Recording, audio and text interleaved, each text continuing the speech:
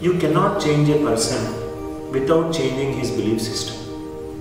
I personally believe when you change the belief system of a person, you change the mindset of a person.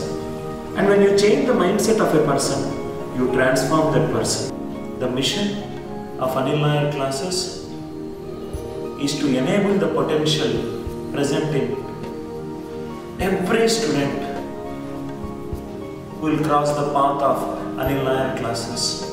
One of our important priorities and the responsibility of everyone who belongs to the fraternity of Anil Nair classes is to make every student believe that they are better than what they think that they are.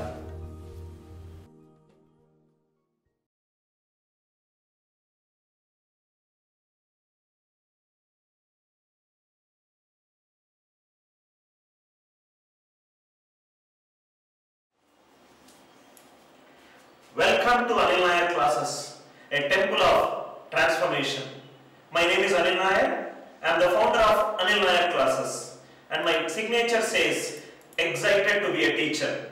What will you get from this demo workshop? A glimpse of my copyrighted, shortcut, research-based techniques from 3,500 mathematical books, which helps you to solve some of the toughest aptitude problems in probably the quickest of the time.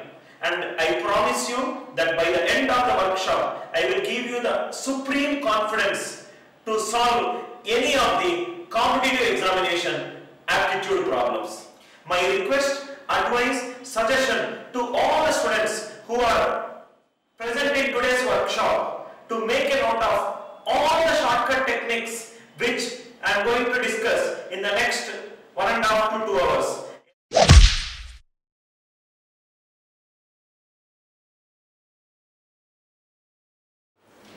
Hi all, my name is Anil Nair. In this video, I am going to discuss a technique of how to find the square of a number.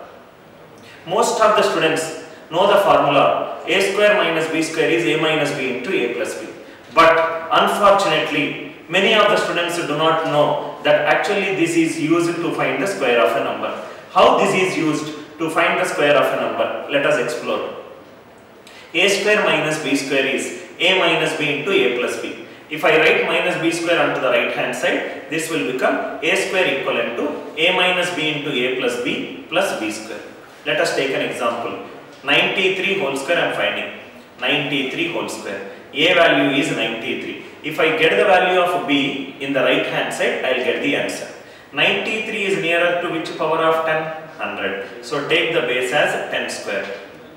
B is the absolute difference between number and assumed base. What is the difference between 93 and 100? 7. So this will become 93 minus 7 into 93 plus 7 square. 93 minus 7 is 86. 93 plus 7 is 100. 7 square is 49. 86 into 100 plus 49. What is the answer? 86, 49. One more example. 988 whole square. 988 is nearer to which power of 10? 1000. So answer will become 988 minus 12 into 988 plus 12 square. 976 into 1000 plus 144. 976 144. One more example. 991 whole square. All the viewers, just watch the video and tell the answer orally. 991 whole square. 991 is nearer to 1000. 991 minus 9 into 991 plus 9 square. 982081. Just to practice these problems, you will be able to say 88 whole square as 7744, 94 whole square as 8836, 97 whole square is 9409, 112 whole square is 12544, 992 whole square is 984064.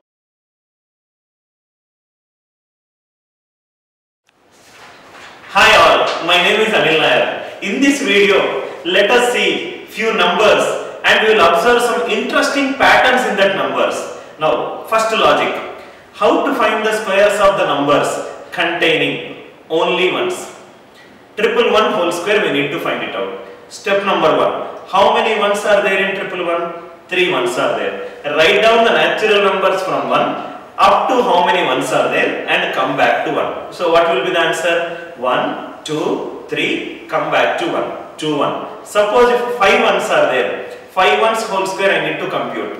5 ones are there. Write down natural numbers from 1 to 5, come back to 1. So answer will be 1, 2, 3, 4, 5, 4, 3, 2, 1. One more example. 7 ones are there, whole square. What will be the answer?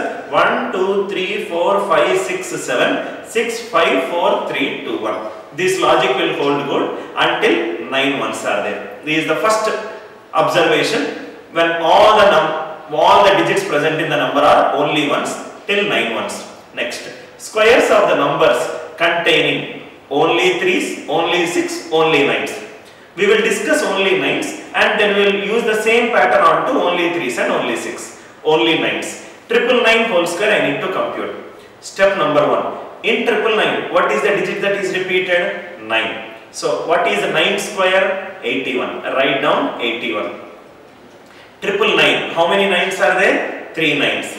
If 3 9s are there, put 2 slashes before 1 and 2 slashes before 8. If 4 9s are there, 3 slashes before 1 and 3 slashes before 8. So placing a slash, the answer will be slash slash 8 slash slash 1. The number before, the digit before 1 is obtained by subtracting 1. So what is 1 minus 1? 0, 0. Write down 0, 0. The digit before 8 is obtained by adding 1. So if I add 1 to it, what will be the answer? 998 001. Seems to be little confusing. Let me make it easy. In 999 whole square, answer is 998 001. 3 9s are there. Answer contains how many 9s? 2 9s. 3 9s are there. How many zeros are there? 2 zeros. So let us use the same pattern. 5 9s whole square I need to compute. What will be the answer? 4 9s, 8, 4 zeros ending with 1. If 6 9s whole square is there, what will be the answer? 5 9s, 8, 5 zeros ending with 1. Same pattern on to 6. 666 whole square. In 999 whole square, what is the digit that is repeated? 9. 9 square is 81. In 666 whole square, what is the digit that is repeated? 6. What is 6 square? 36. 3 6 are there. Put 2 slashes before 6 and 2 slashes before 3. There, the digit before 1 is obtained by subtracting 1 from that number. So subtract 1 from 6. What will be the answer? 55. There, we added 1 to 8. If I add 1 to 8, I got 99. Here, add 1 to 3. I will get 443 556. 666 whole square answer is given by 443 556. Similarly, if 56 whole square is there, what will be the answer? 4 4s, 3, 4 5s, 6. If 86 whole square is there, what will be the answer? 7 4s, 3, 7 5s ending with 6. Similarly, 4 3s whole square is there. 4 3s whole square. 3 square is 9. Write down 9 in a 2-digit format. 0 9. 4 3s are there. 3 slashes before 9. 3 slashes before 0. Slash before 9 is 1 less than 9. 8 8 8 8 8. Slash before 0 is 1. Add 1. 111. So what will be the answer? 111 0 888 9. So if 7 3s are there, what will be the answer? 6 1s 0, 6 8s ending with 9. So all these logics, only 1, only 3, only 6, only 9 will hold up to when the digit is written maximum 9 times. Beyond which carry will be there, you cannot use the same pattern.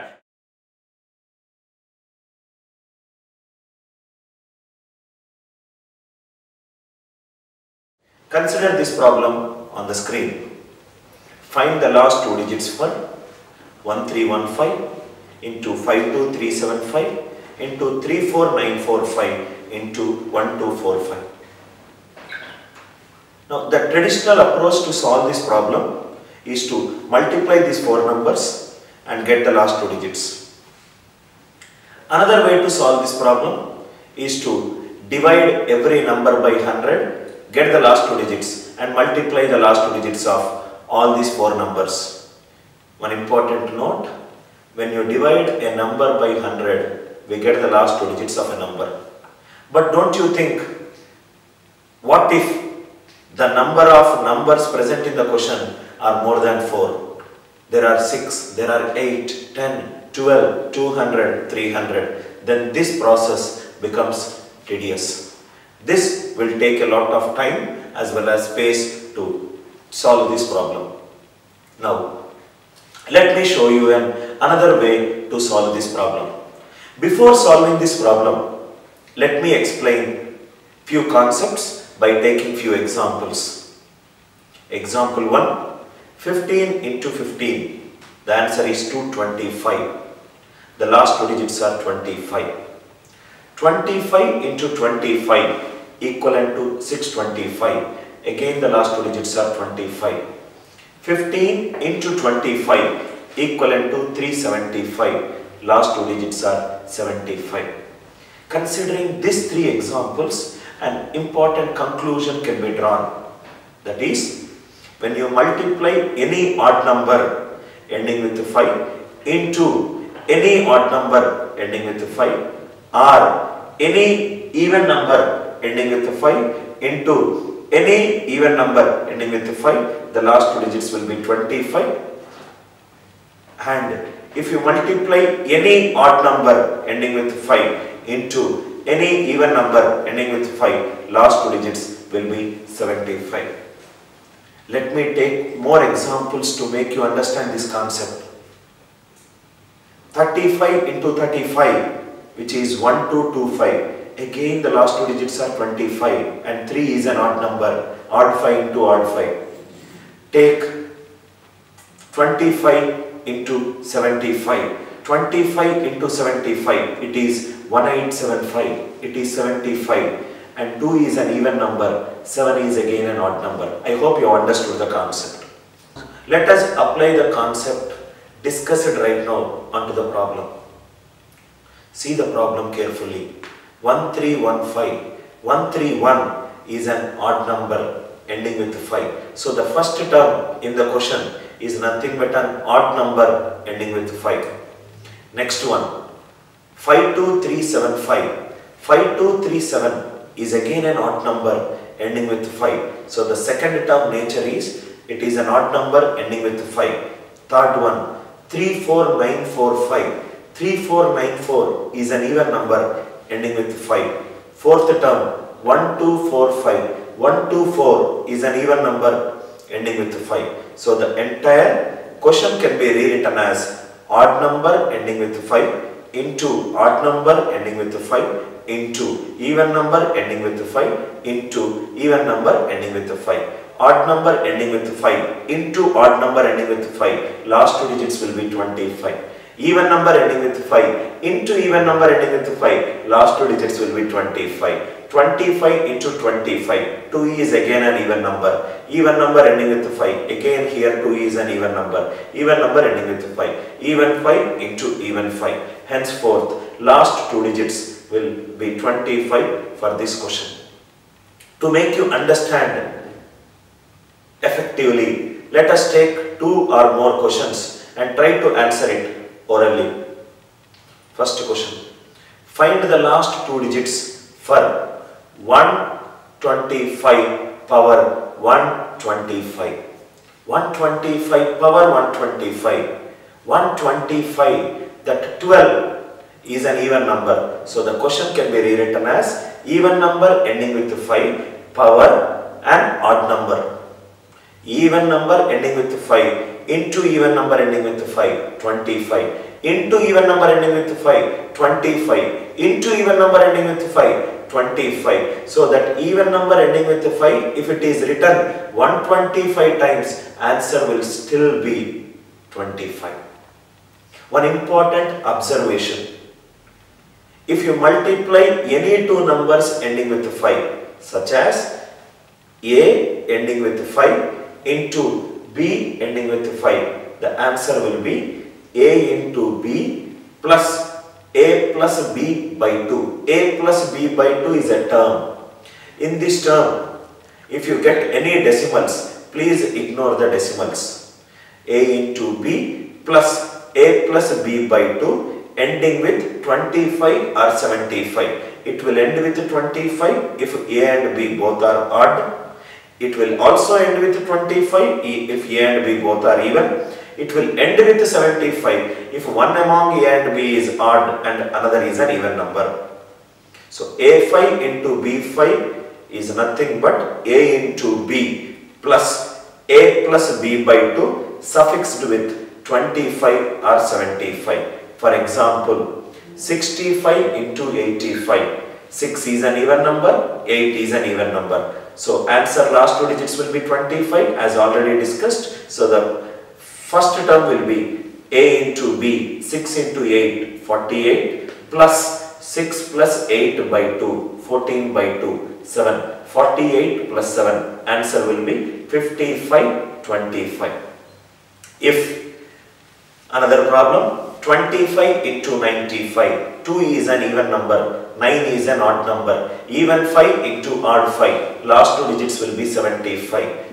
Number before, 2 9s are 18 plus 2 plus 9 by 2, 11 by 2, 5.5. 5.5, we will ignore the decimal, so we will write the answer as 5. 18 plus 5, 23, 75. 23, 75. I hope everyone, generally it is said in our school days that 25 into 25 is 5 5s are 25, we will add 1, 2 plus 1, 3, 3 2s are 6.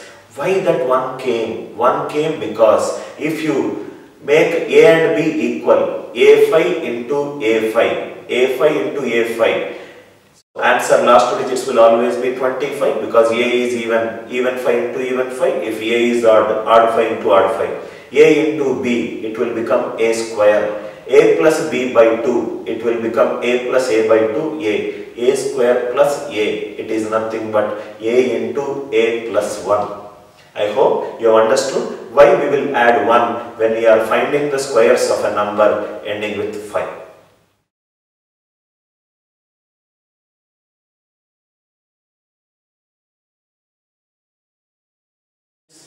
In this class, I am going to discuss about some powerful concepts which will help most of the students to solve questions faster than a calculator and to also solve questions without using pen and a paper.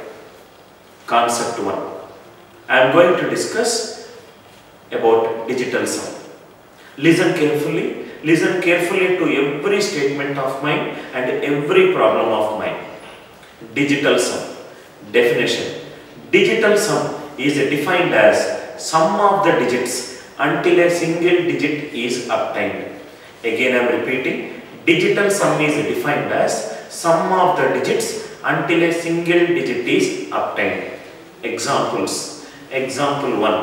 1, 2, 3, 4, 5. This is the number. I need to find the digital sum of this number. Add all the digits until you get a single digit number. 1 plus 2, 3. 3 plus 3, 6. 6 plus 4, 10. 10 plus 5, 15. What is 1 plus 5? 6. The digital sum for this number will be 6. One more example.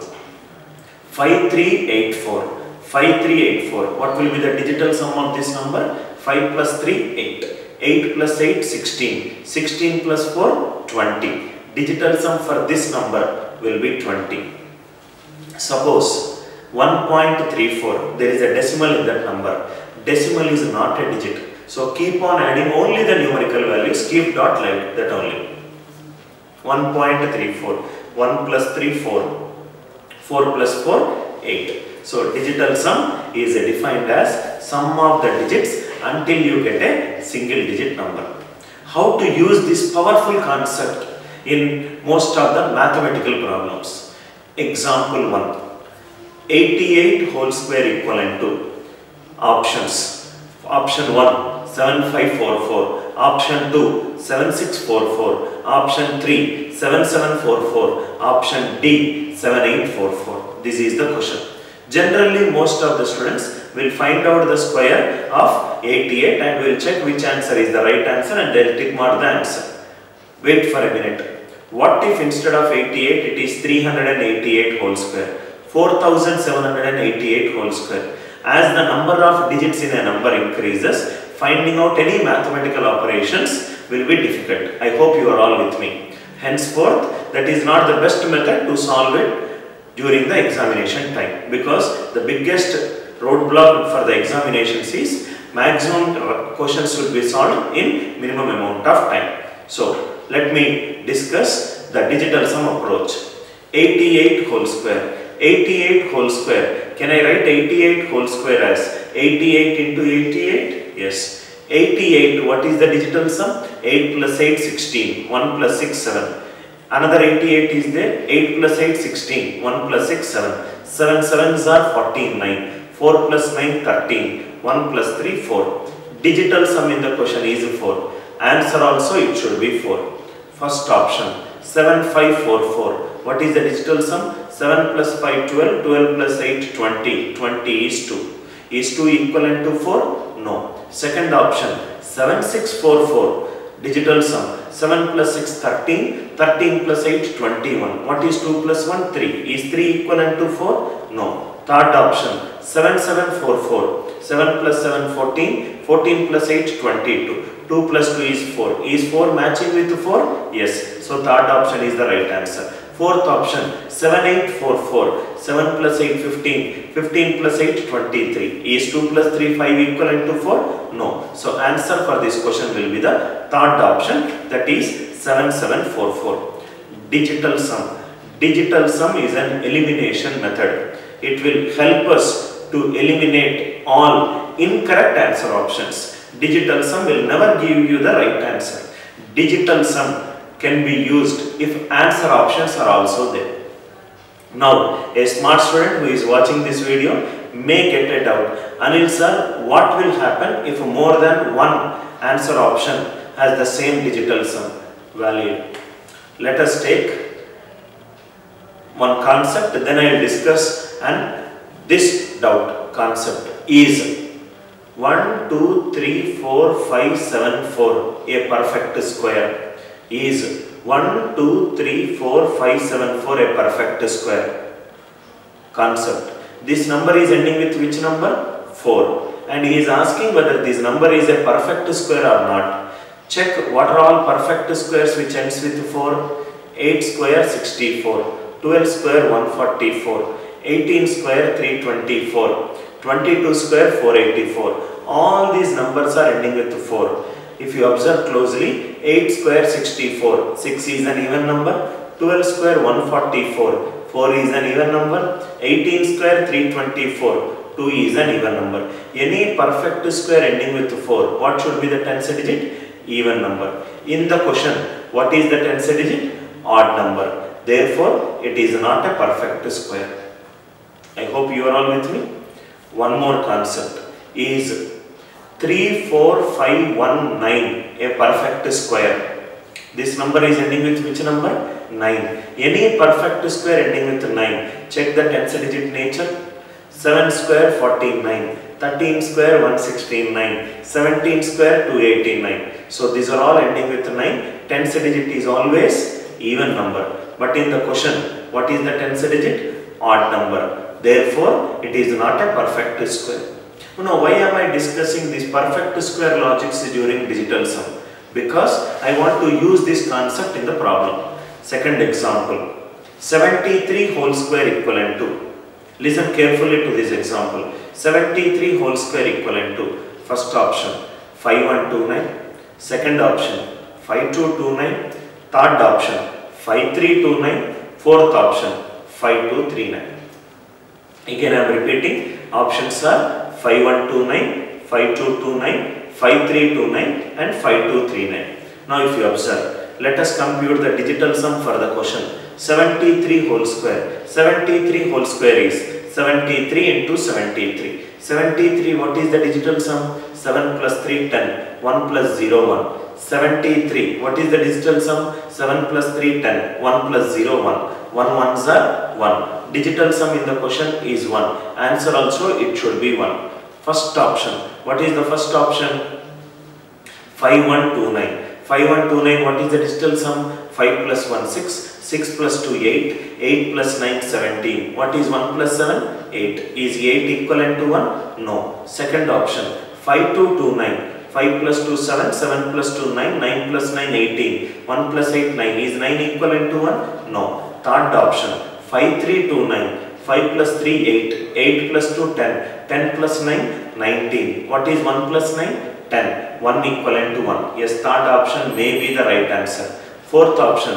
5239. What is the digital sum of 5239? 5 plus 2 7. 7 plus 3 10. 10 plus 9 19. 1 plus 9 10. 1 plus 0 1. Fourth option digital sum is also 1. But 73 whole square is 73 into 73. If you multiply any number by itself, it is a perfect square.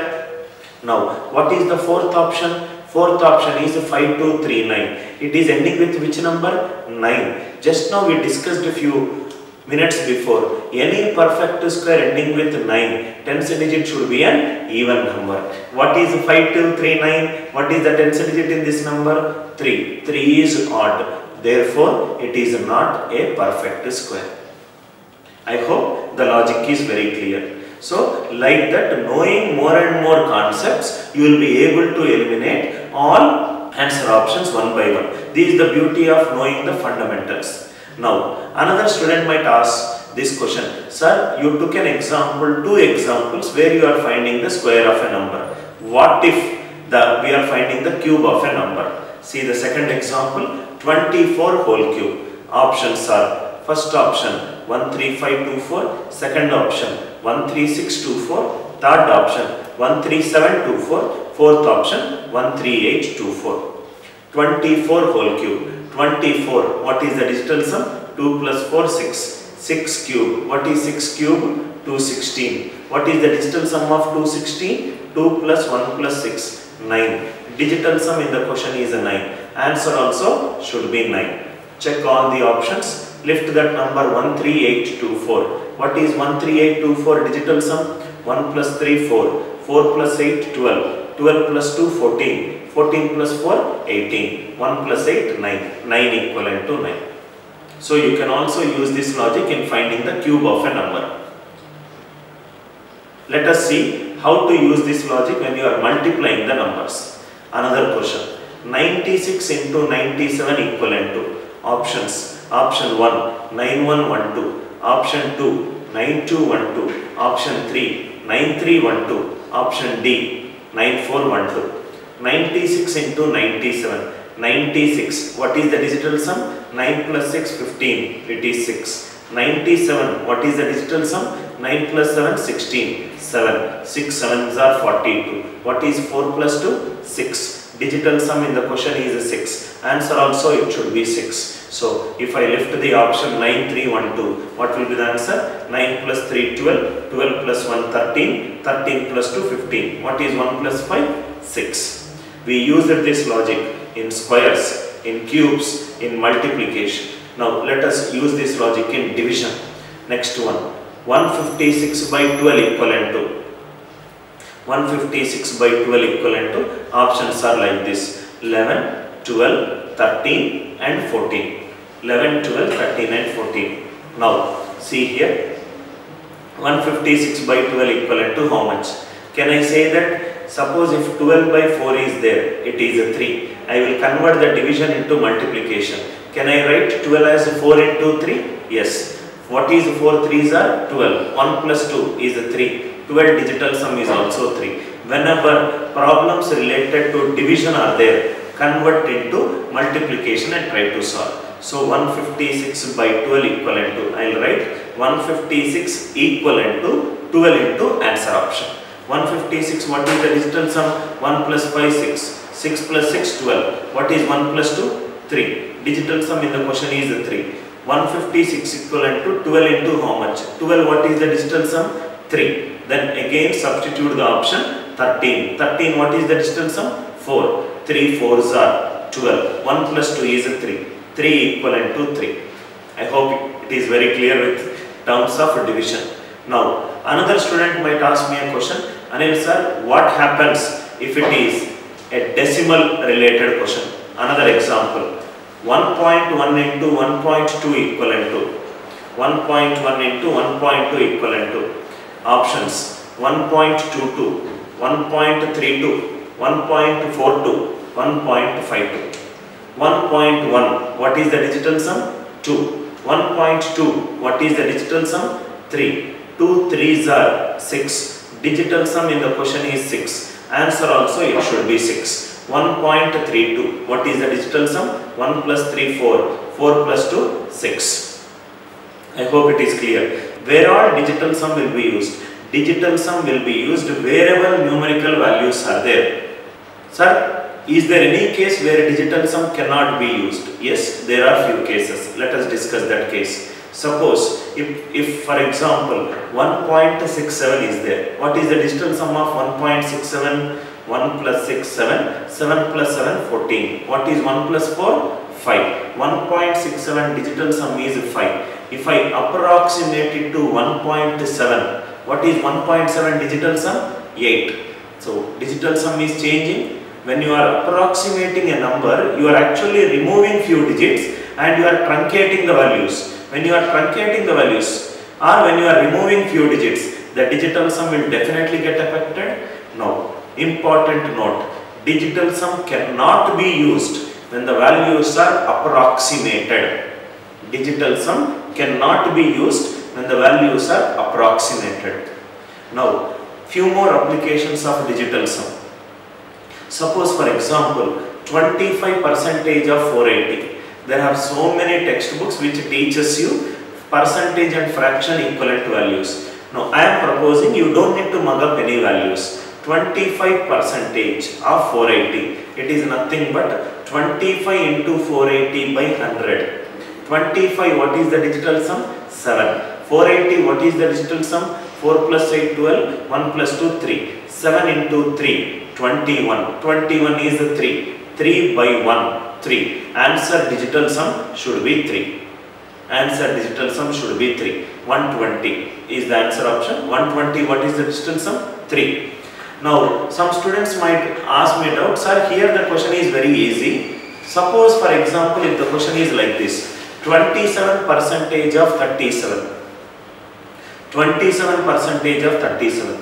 Options are like this, 9.69, 9.79, 9.89, 9.99. Please, you cannot mark the values of all the percentage related questions. Let us apply the same concept. 27% is 27 into 37 by 100. Are you all with me? 27, what is the digital sum? 9. 37, what is the digital sum? 10. 1. 100, what is the digital sum? 1. 9 into 1 by 1. What is 9 by 1? 9. Digital sum in the question is 9. Answer also it should be 9. So if I lift the option 9.99. What is 9.99? 9 plus 9 plus 9. 2 plus 7, 9. I hope the logic is clear. You can apply these problems in all arithmetic related problems. Now, let us see how to apply these problems in compound interest based problems. Question. Principal equivalent to 5,000. Rate of interest is 18%. Number of years compounding is done is 2 years. Find the amount. Again I am repeating the question. P is 5,000. R is 18%. N is 2 years. Find the amount. Options. First option 6, 7, 6, 2. Second option 6, 8, 6, 2. Third option 6, 9, 6, 2. Fourth option 7, 0, 6, 2. Simple way to solve. If you know the concept of amount. Amount equivalent to P into 1 plus R percentage power N. P is 5,000. 1 is 100%, R is 18%. So it will become amount equivalent to 5,000 into 100% plus 18% power 2. So this will become amount equivalent to 5,000 into 118 by 100 power 2. I hope you are all with me. Please don't compute 118 whole square as 13924 and tell the answer. Now, optimal approach. 5,000, what is the digital sum? 5. 118, what is the digital sum? 1 plus 1, 2. 2 plus 8, 10. 10, what is the digital sum? 1. 1 square is 1. 100 is also 1. 1 square is 1. So this will become amount equivalent to 5 into 1 by 1 whole square. 1 square is 1. So 5 ones are 5. Right hand side digital sum is 5. Left hand side also it should be 5. Lift the answer options. First option 6, 7, 6, 2. What is the digital sum? 6 plus 7, 13. 13 plus 6, 19. 19 plus 2, 21. 2 plus 1, 3. Suppose similarly if I lift the third option 6, 9, 6, 2. 6 plus 9 15, 15 plus 6 21, 21 plus 2 23. What is 2 plus 3? 5. So left hand side digital sum will be equivalent to right hand side digital sum. Such an easy concept if you know digital sum. Another problem. Now try to solve this question orally. Don't write it on the pen and paper. Just look at the screen. Question. P equivalent to 500. R percentage equivalent to 10 percentage. N equivalent to 2 years. Options.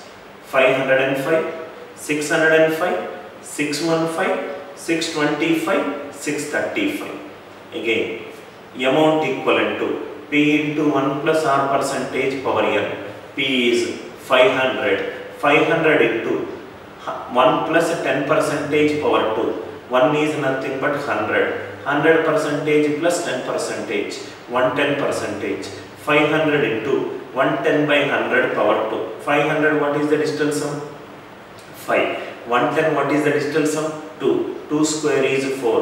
What is 5 fours are 20. What is 2 plus 0? 2. Answer digital sum should be 2. Lift the answer option. For example, 605. What is the digital sum of 605? 6 plus 5 is 11. What is 1 plus 1?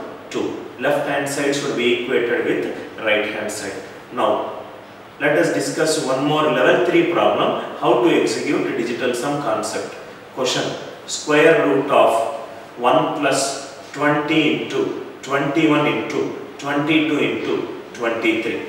Options. Option A 441, option B 451, option C 461, option D 471. Now, this question seems to be a very difficult question because first time you are seeing 4 two-digit numbers getting multiplied. Now let us make it very easy. Now before solving that question, example, square root of 25. What is square root of 25? 5. Can I write 25 as 5 whole square? Yes. Okay. So first thing what I will do is, I will remove the square root present in the question and I will make all the options with the square. So question will be rephrased as 1 plus 20 into 21 into 22 into 23 is options 451 whole square, 461 whole square, 471 whole square and 481 whole square. 20 into 21 into 22 into 23. 20, what is the digital sum? 2. 21, what is the digital sum? 3. 22, what is the digital sum? 4. 23, what is the digital sum? 5. So, what will be the digital sum of the question? 1 plus 20 is 2. 21 is 3. 22 is 4. 23 is 5. 2 into 3 into 4 into 5. 2 3s are 6, 6 4s are 24, 24 5s are 120. 120 plus 1, 121. 121, what is the digital sum? 4. Digital sum in the question is 4. Answer also it should be 4. Lift the first option or second option or third option or fourth option. If I lift 461, 461, what is the digital sum? 4 plus 6, 10. 10 plus 1, 11. 11, what is the digital sum? 2. What is 2 square? 4. So therefore the answer for the question will be 461.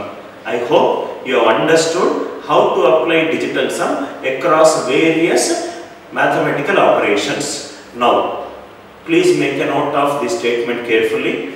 Digital sum is an elimination method. It will never give you the right answer. It will help you to eliminate all incorrect answers. That is the first important key point.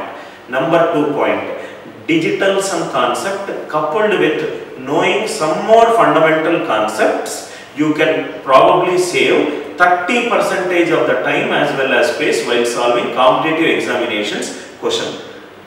Number 3. Always use a digital sum wherever accurate answers are there. Digital sum cannot be used if the question contains the word approximation or if the question is asking about the approximate answer for few mathematical operations. I hope you have enjoyed this concept and try to play with as many problems as possible using this concept. You will be wondered with the kind of speed in which you are solving the problems.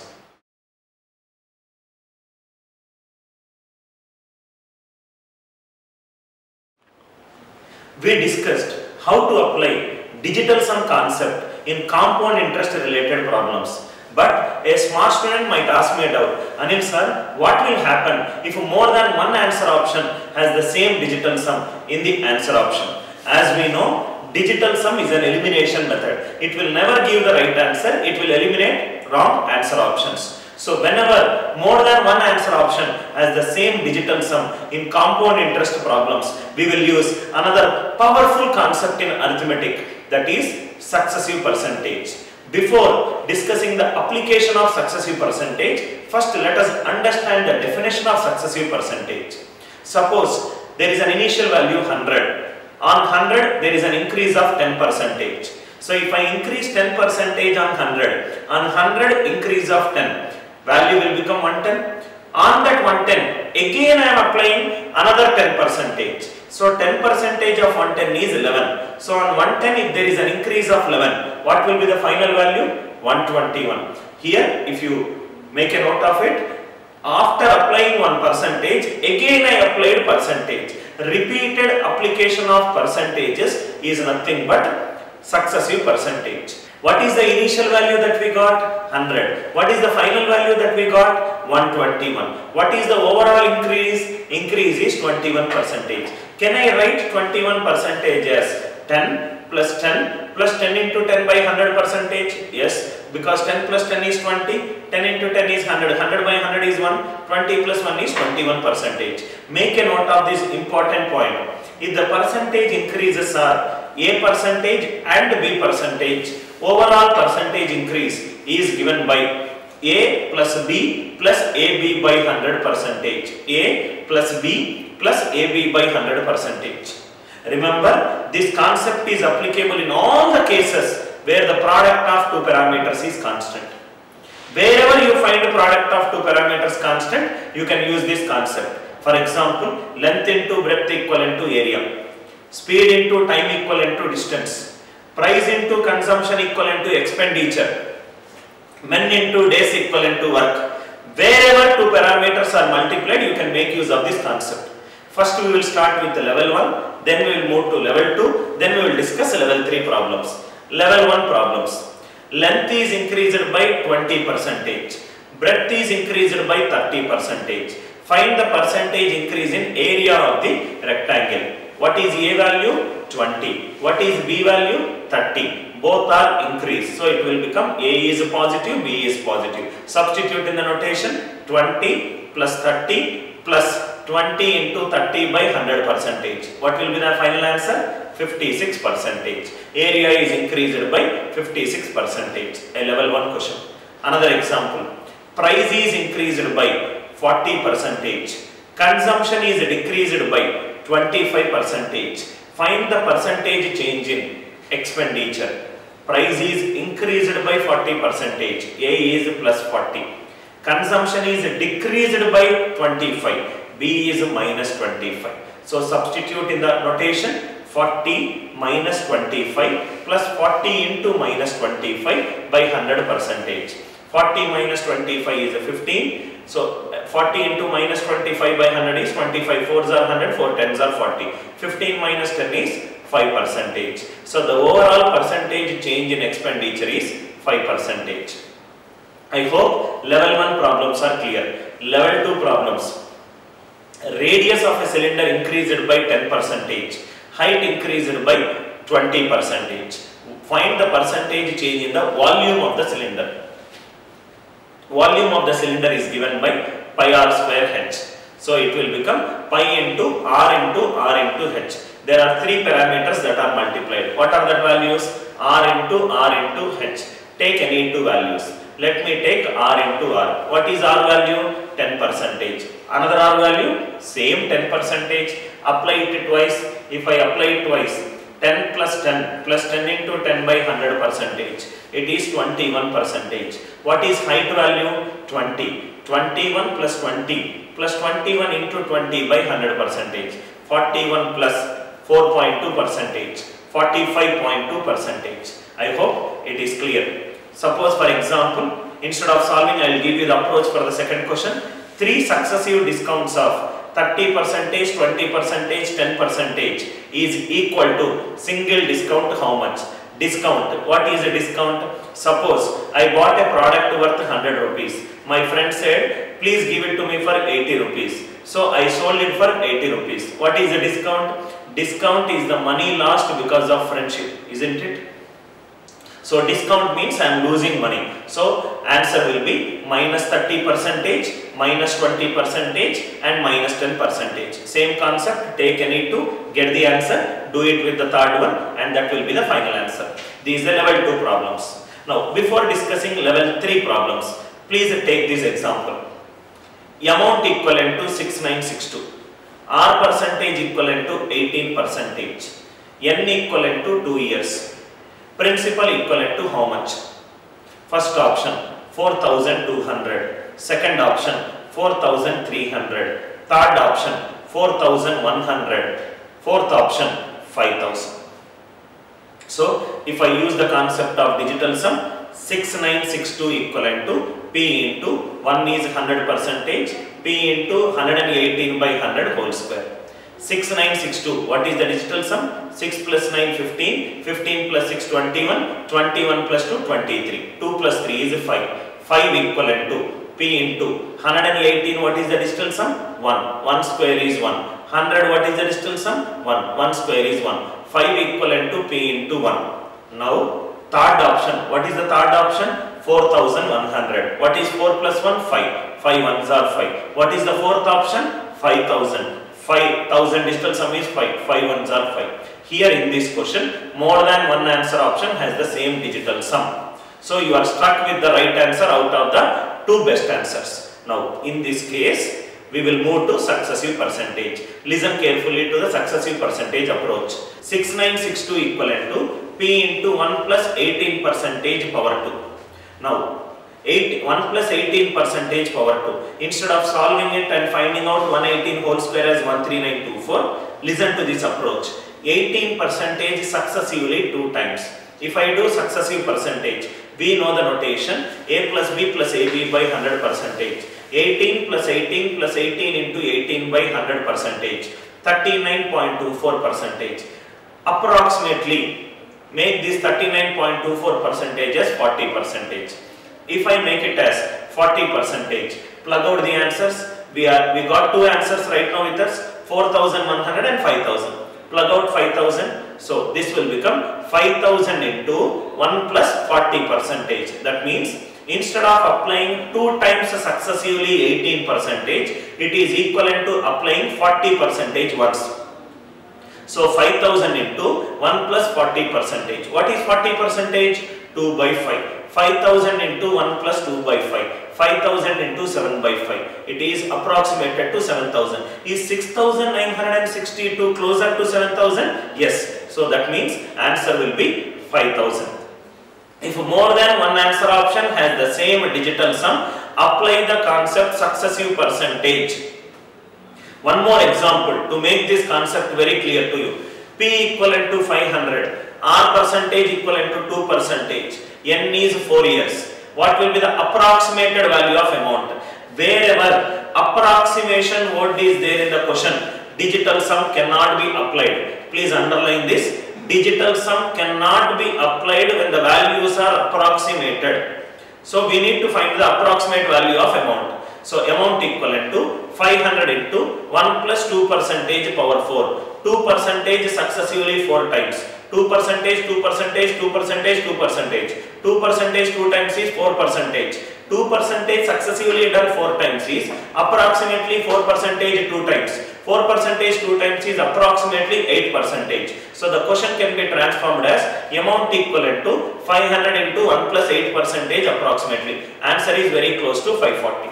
One more question, let us solve this problem orally. P equivalent to 700, R percentage equivalent to 3%, N equivalent to 12 years. Most of the students will not solve this question thinking that this question is very difficult. Actually, this question can be solved in less than 30 seconds, which I am going to prove it right now. So, amount equivalent to 700 into 1 plus 3% power 12. 3% 12 times, approximately 6% 6 times.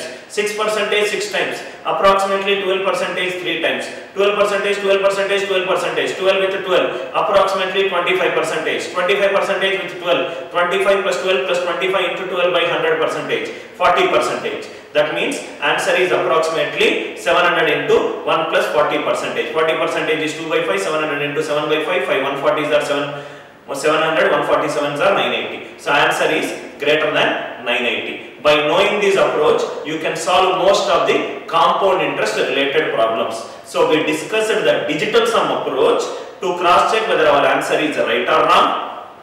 And even if more than one answer option has the digital sum, there are some other techniques in number system. Even in arithmetic also, there are some other techniques. Right? I hope successive percentage is clear to all the students who are watching this video.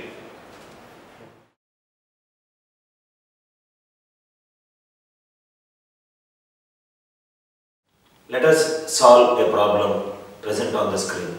And this is the most commonly asked question in all competitive examination where aptitude is being tested. Question. There is a person by name Ajit. He drives from home to office at a speed of 30 kilometers per hour and reaches office 14 minutes late. Next day, he drives from home to office at a speed of 40 kilometers per hour and reaches office 16 minutes early. We have to find the distance from home to office. Let us see the traditional approach to solve this question. A person is traveling from home to office. Distance is constant. Let me call the distance as d kilometers. On day 1, he travels at a speed of 30 kilometers per hour. Speed is 30 kilometers per hour. Distance is d kilometers. So time will be d by 30. Second day, he travels at 40 kilometers per hour. Therefore, his time will be d by 40. The difference in the time periods will be d by 30 minus d by 40. On day 1, he reached the office 14 minutes late. That means if the office timing is 8 o'clock, he reached the office at 8:14. Next day, he reached the office 16 minutes early. 16 minutes early means instead of reaching office at 8 o'clock, he reached the office at 7:44. So we got one equation, that is d by 30 minus d by 40 for time period, and it is also equated with 30 minutes. Why 30 minutes? Instead of reaching office at 8 o'clock, he reached the office at 14 minutes late, 8:14, and next timing is 7:44. 7:44 to 8 is 16 minutes, 8 to 8:14 is 14 minutes. So d by 30 minus d by 40 equivalent to 30 minutes, which is nothing but half, 1 by 2 of an hour. So we will get the answer as d by 60. This is the traditional method to solve the question. Now let us look at another innovative way to solve this question. From the question, we understood that distance is a constant. What do you mean by constant? Constant is a fixed quantity which can be fixed. 23 is constant, 34.2 is constant. Any numerical value is considered to be constant. So instead of solving the question by using variables, let us convert that variables into some constant values. Let us take some dummy value for d. To get the answer in less time and space, we will take some value which is a multiple of the speeds given in the question. Speeds given in the question are 30 and 40. So I am taking d value as LCM of 30 and 40, which happens to be 120 kilometers. Even you multiply 30 into 40, still you will get the same answer. You wish to take your rule number as a d value, still you will get the same answer. Any integer value other than 0, if you take, you will get the answer. Because he is traveling some distance, we cannot take 0. 0 will make all the values 0. I assumed the distance to be 120 kilometers. 120 kilometers on day 1. He travels at a speed of 30 kilometers per hour. That means for 1 hour he travels a distance of 30 kilometers. To travel 120 kilometers he takes 4 hours. Second day he travels at a speed of 40 kilometers per hour. That means 1 hour 40 kilometers. To travel a distance of 120 kilometers he takes 3 hours. Because I assumed the distance to be 120 kilometers, the difference in time periods will be first day 4 hours, second day 3 hours, which happens to be 1 hour. That means 60 minutes difference in time period is equal to a distance of 120 kilometers. But according to the question, the difference in time period is not 60 minutes, but it is 30 minutes. By using proportionality, 60 minutes is 120 kilometers, 30 minutes is 60 kilometers. Therefore, the answer will be 60 kilometers. In all the problems which involves one parameter to be constant, please remove that constant and replace it with one variable. For example, we discuss in direct proportionality, A is proportional to B. A is proportional to B means A equivalent to K into B. What is K? Constant. Remove it and replace it with some numerical value. In all the problems where proportionality is involved, instead of writing a variable, replace it with some constant value to get the answer in less time and space. You can use this concept in problems where speed is constant, distance is constant, time is constant, work is constant, efficiency is constant, price is constant, consumption is constant. All the parameters where one parameter is constant and we have to find out the constant, take the LCM from the given values. That is the gist of the question. Having understood this problem, let us solve another problem without using pen on the paper. There is a person by name Barun who travels at 15 kilometers per hour, reaches office 40 minutes late on day 1. Next day, he travels at 30 kilometers per hour, reaches office 10 minutes late. Find the distance from home to office. Let us solve it orally. 15, 30. LCM is 30 kilometers. So if I assume the distance to be 30 kilometers, day 1 he takes 2 hours, second day he takes 1 hour. 2 hours, 1 hour, gap is 1 hour. That means 60 minutes difference in time period is because of assuming the distance to be 30 kilometers. But according to the question, it is not 60 minutes. Read the question once again. It is 40 minutes late. That means instead of reaching the office at 9 o'clock, it is 9:40. Second day, 10 minutes late. Instead of reaching the office at 9 o'clock, he reaches office 9:10. 9:40, 9:10. Difference is 30 minutes. That means 60 minutes time gap is 30 kilometers, but 30 minutes time gap is 30 kilometers. I hope you have understood this concept.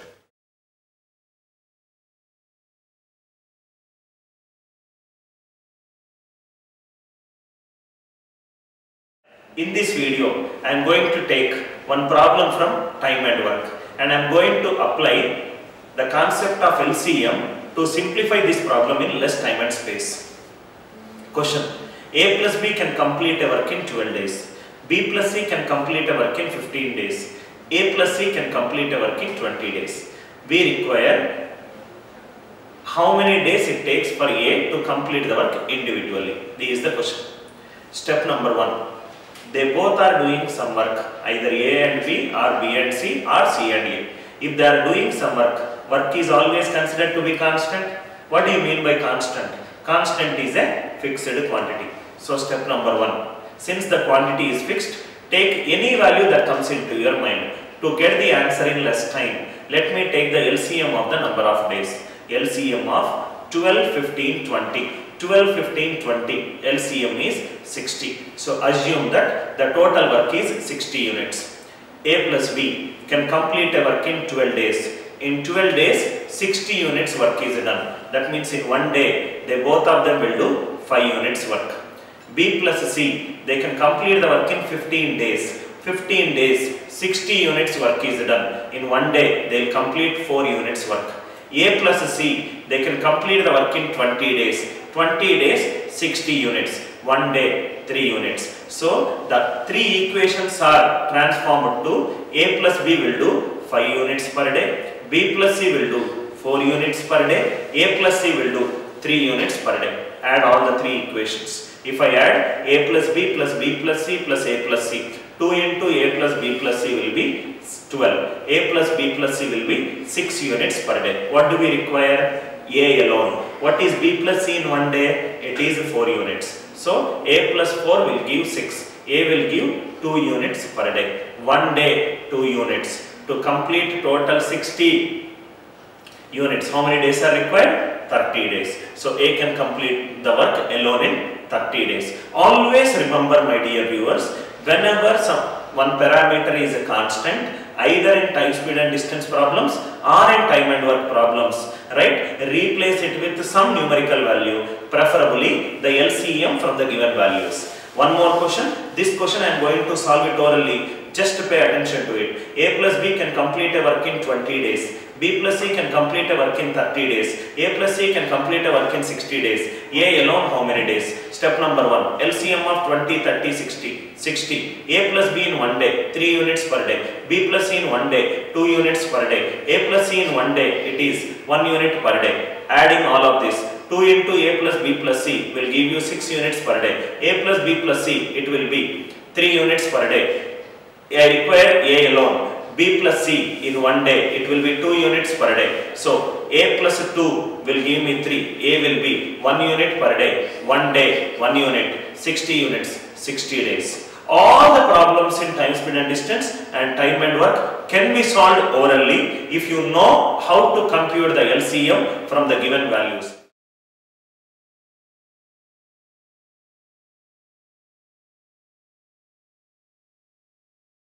The question is asking about finding the natural number and whole number solutions for the equation 3x plus 4y equivalent to 60. Now first, let us look at the traditional method of solving. Before solving it in a traditional way, let us understand few concepts. Read the question once again. Find the natural number solutions. Natural numbers are the numbers which will start from 1. So, the natural number set is defined as 1, 2, 3 till infinite. Whole number solutions will start from 0.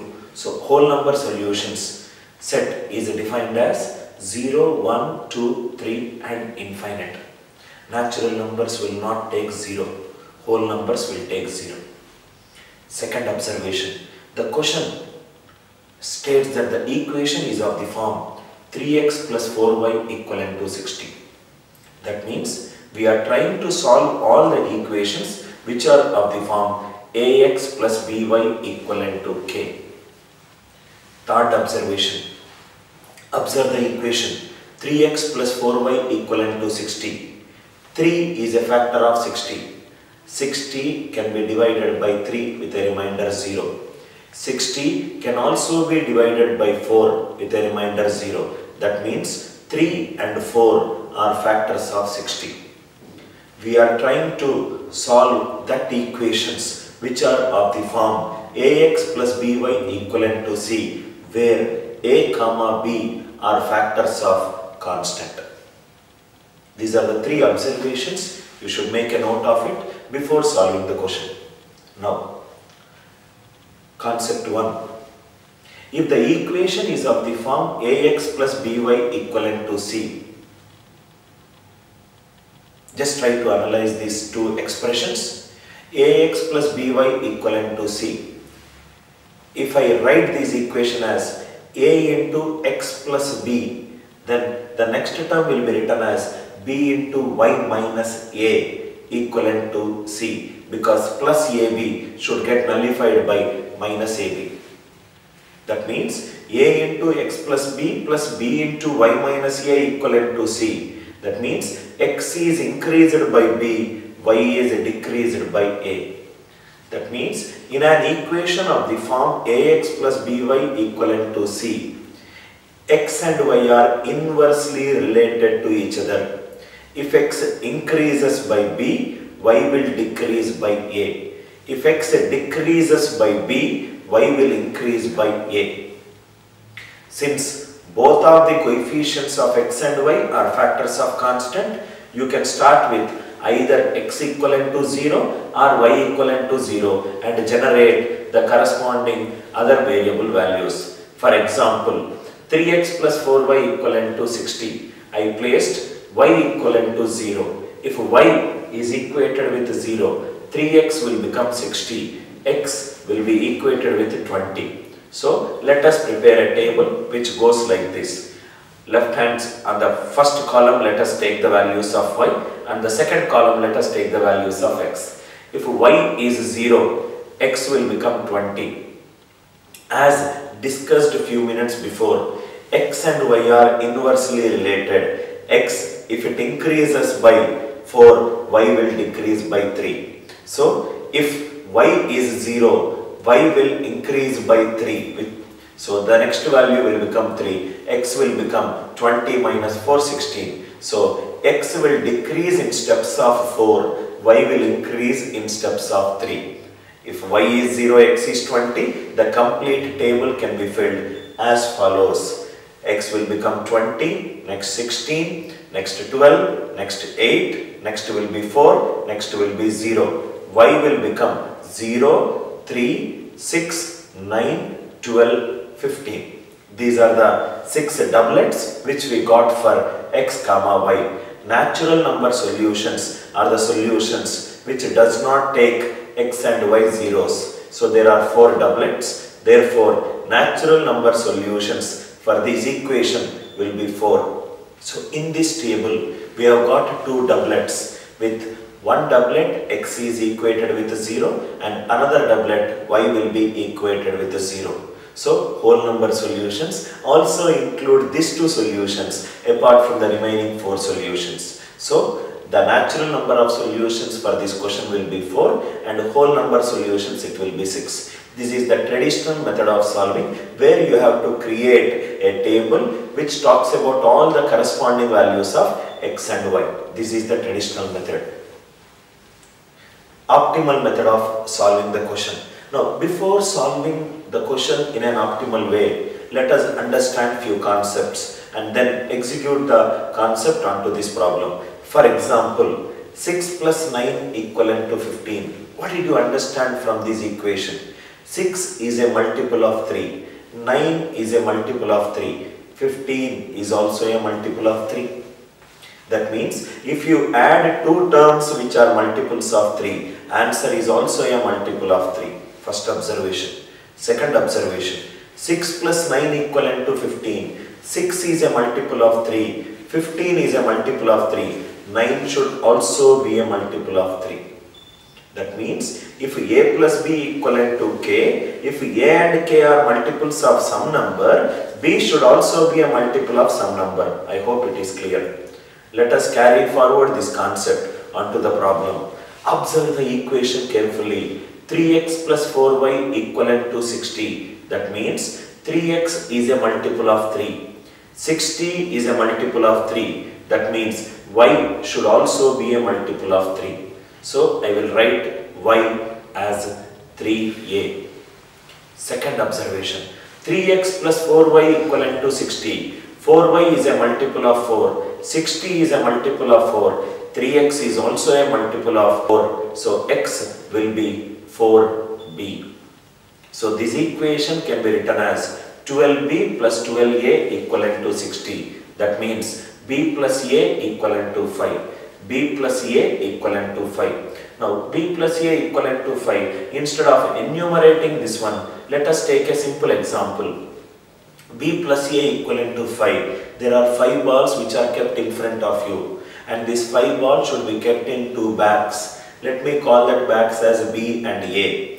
So 5 balls are kept in front of you. If they are kept in a straight line, there are 4 spaces between 5 balls. if I select any one space, suppose if I select the first space between first ball and second ball, first ball can go to bag B and the remaining 4 can go to bag A. So that will be one solution, 1 plus 4. Remaining, if I select the second space, it will be 2 plus 3. Similarly, if there are 4 spaces between 5 balls, there will be, right, 4 ways I can select. So A plus B equivalent to 5, that means 5 balls are there, 4 spaces, select any one space. 4C1 equivalent to 4. What are these 4? These 4 are the ways of natural number solutions. Since both of the coefficients are factors of constant, we will get B value 0 as well as A value 0. So that answer will be 6 for whole number solutions. By using PNC method, you can tell the answer as whole number solutions will be 6 and the natural number solutions will be 4. Natural number solutions will be 4. Let me take one more example. For example, how to find the number of integral solutions for 3x plus 5y equivalent to 750. We can solve this problem orally. 3x is a multiple of 3. 750 is a multiple of 3. So y should also be a multiple of 3. So y will be 3b. 5y is a multiple of 5. 750 is a multiple of 5. So x will be a multiple of 5. So x will be 5a. So this can be written as 15a plus 15b equivalent to 750. A plus b equivalent to 50. If 50 balls are kept, there are 49 spaces. Select any one space. 49C1. Answer will be 49 for natural number solutions. Since both of them are factors of constant, x value will be 0, 5 value will be 0. Natural whole number solutions will be 51. I hope you have understood how to solve this method by using PNC method. One important observation to solve these questions orally without using PNC method. If the equation is of the form ax plus by equivalent to c, ax plus by equivalent to c, where this equation is in its simplest form. When I say simplest form, that means A and B should be co-prime to each other. 3x plus 4y equivalent to 60. This equation cannot be simplified further. So this equation is said to be in its simplest form. 12x plus 15y equivalent to 720. 12 and 15 can be simplified further into 3 4s are 3 5s are. So 12x plus 15y, that equation is not in its simplest form. Simplest form means the coefficients of x and y should be co-prime to each other. Two numbers are said to be co-primes if their HCF is 1. So whenever you get an equation of the form ax plus by equivalent to c, this equation is nothing but a straight line which does not pass through origin. So the gap between two integers is given by c by a into b, which can be proved easily by using PNC method. 3x plus 4y equivalent to 60. That means if you draw a line onto the graph, you will get a line where for x value 20, y value 0, for x value 0, y value 15, and there are some other points which lie on this line. The gap between two integral solutions is given by the notation c by a into b. A into b is there in denominator. 3x plus 4y equivalent to 60. 60 by 12, that means 5. 5 gaps are there. Suppose if I take these 4 fingers, there are 3 gaps are there. If 3 gaps are there, there are 4 fingers. If 5 gaps are there, there will be 6 integral points. These 6 are the whole number solutions. Eliminate 2 points where x equivalent to 0 and y equivalent to 0. You will get natural number solutions. Natural number solutions are 4. Let us solve the final problem. 3x plus 6y equivalent to 1, 2, 3, 4. Why did I say this question? This is the question where 3 and 6 are not co-prime to each other. In that case, observe carefully. 3x is a multiple of 3. 6y is a multiple of 3. But 1, 2, 3, 4 is not a multiple of 3. If you add two numbers which are multiples of 3, answer will also be a multiple of 3. But 1, 2, 3, 4 is not a multiple of 3. Therefore, answer is no solutions for this.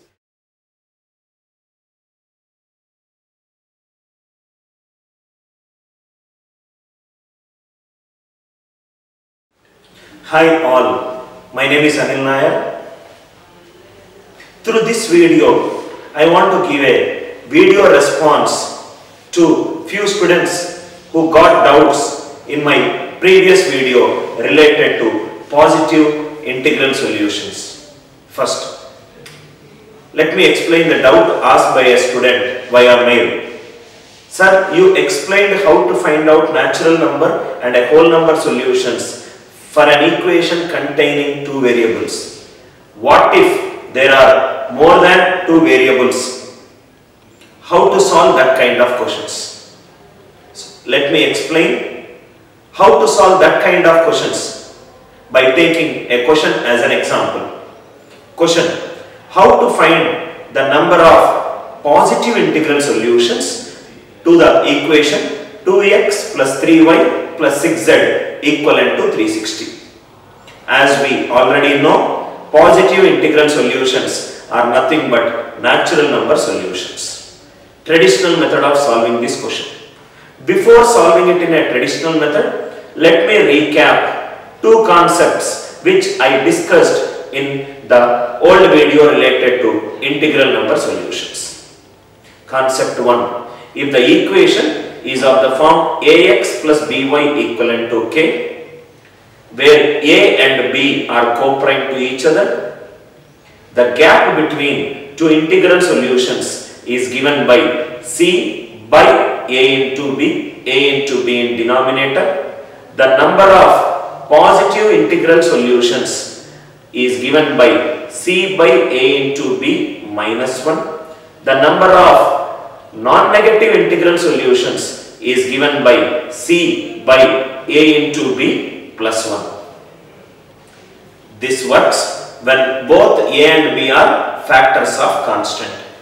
If one of them is a factor of constant, for example 3x plus 7y equivalent to 123, in this kind of questions, number of positive integral solutions is given by c by a into b, that's all.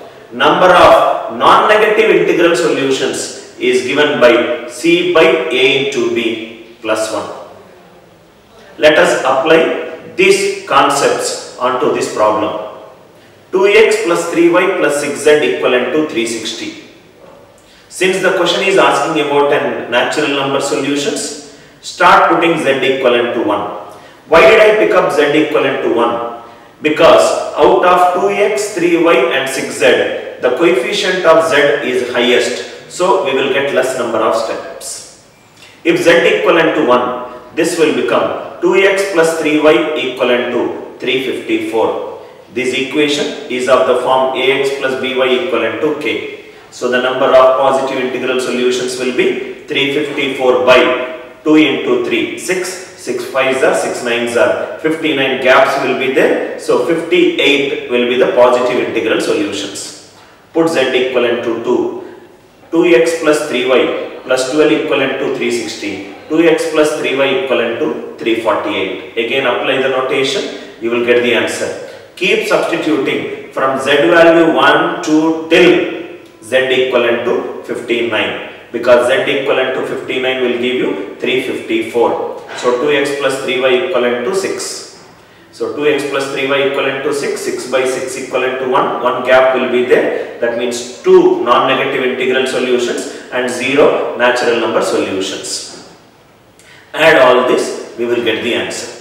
This is a traditional method to solve an equation of the form ax plus by plus zz equivalent to n.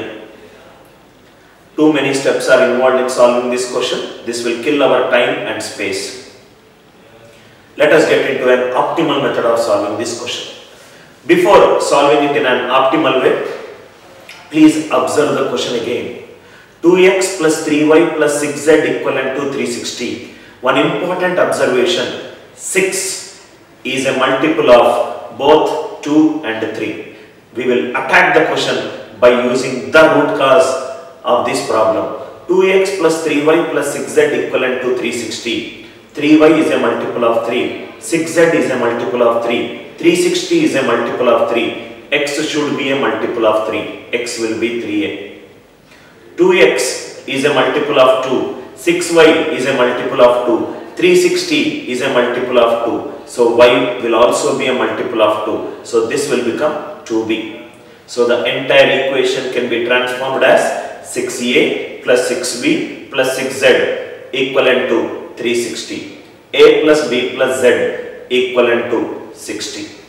Before solving this equation, let us take an example, understand the concept, apply the concept onto this problem. A plus b equivalent to 4. A plus b equivalent to 4 means there will be 4 balls which are kept in a straight line. There will be 3 gaps will be there, right? You select any one gap, you will get a solution. 4 gaps will be there. There are 3 gaps. I will select the first gap, I will get 1 plus 3. I will select the second gap, I will get 2 plus 2. I will select the third gap, 3 plus 1. Out of 3 gaps present between 4 balls, select any one. So this will be 3C1. 3C1 will be 3. Go back to the question. A plus b plus z equivalent to 60. 60 balls arranged in a straight line. There will be 59 gaps. For 2 variables you selected 1 gap. For 3 variables you will select 2 gaps. So answer will be 59C2. I hope you have understood the concept. One more replica question to understand it effectively and efficiently. Find the number of natural number solutions for the equation 3x plus 4y plus 12z equivalent to 1440. 3x plus 4y plus 12z equivalent to 1440. 4y is a multiple of 4, 12 is a multiple of 4, 1440 is a multiple of 4, 3x should also be a multiple of 4, x will be 4a. 3x is a multiple of 3, 12z is a multiple of 3, 1440 is a multiple of 3, so 4y, y should also be a multiple of 3. Equation can be transformed as 12a plus 12b plus 12z equivalent to 1440. A plus b plus z equivalent to 120. 120 balls arranged in a straight line. Answer will be 119C2. 119C2, get the answer. One way to eliminate answer options is 119 is a composite number. It is a product of 2 prime numbers, 7 and 17. Prime number cannot be decomposed further. Check the answer option which is a multiple of 7 and 17. So, in this video, we discuss the concept how to solve questions for 3 variables which are of the form ax plus by plus cz equivalent to n, where c is a multiple of a and b. If a, b and c are co-prime to each other, then please type how to solve Diophantine equations with 3 variables. I am restricting my concept till here because 2x plus 3y plus 5z equivalent to a different value where all are co-prime to each other, that will become a non-management aptitude related question.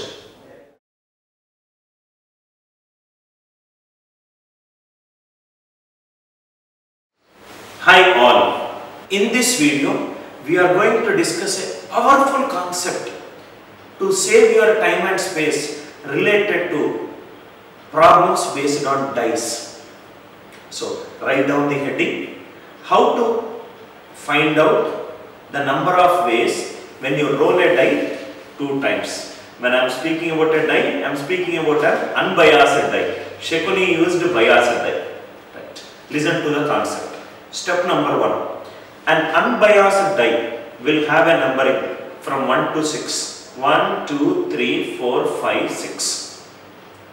Minimum value present on the die is 1. Maximum value present on the die is 6.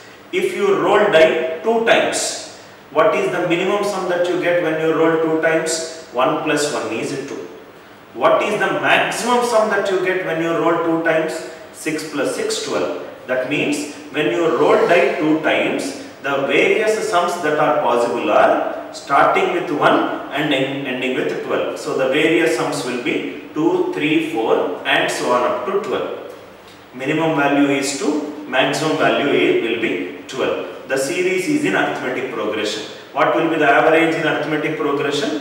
First term plus last term by 2. So this will be 2 plus 12 by 2. 2 plus 12 by 2, it will be 7. So minimum is 2, maximum is 12, average is 7.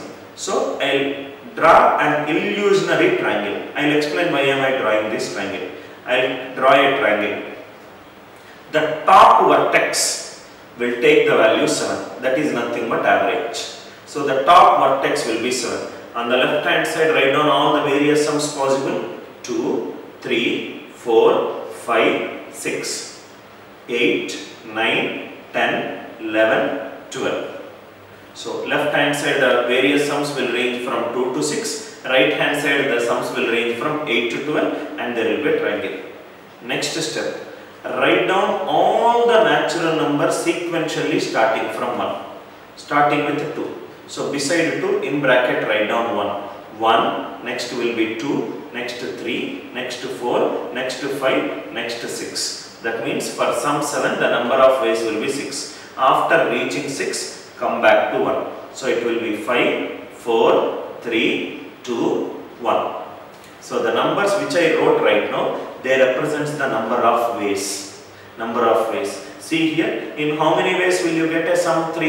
It will be 1 plus 2 or it will be 2 plus 1. Instead of doing it an enumeration process, by writing all the natural numbers you will get it. Now, listen carefully how beautifully we can solve most of the probability based problems so easily. First question, find the probability of getting sum 7. What do you mean by probability? Number of favorable cases by total number of cases. Probability of getting sum 7. Sum 7, what is there in the bracket? 6. They are the favorable cases. So answer will be 6 divided by number of ways will be, if you roll any die, you will get any value from 1 to 6. Second time also 1 to 6. So 6 by 1, 6 into 6. 6 by 36. What will be the answer? 1 by 6. One more question. What is the probability of getting sum equivalent to 2 or sum equivalent to 12? Sum 2, how many ways are there? 1 way. Sum 12, how many ways are there? 1 way. What is 1 plus 1? 2. 2 by 36. 2 by 36. What will be the answer? 1 by 18. What is the probability of getting some odd number? So you know how to pick all the odd numbers and find out the sum. Wait for 1 minute. Probability of getting some odd number will be 1 by 2. Some even number will be 1 by 2. Don't keep on counting. Last problem. Probability of getting some prime number. So pick out all the prime numbers. 2, 3, 5, 7, 11. So if you pick out the number of cases, for 2 it will be 1, for 3 it will be 2, for 5 it will be 4, for 7 it will be 6, for 11 it will be 2. If I add it, I will get 15. 15 by 36. 5 by 12 is the answer. So by knowing this triangle concept, you can find out the number of ways when you roll a die 2 times. Key points in this video. Why the triangle is drawn? Because left hand side various sums and right hand side various sums are same.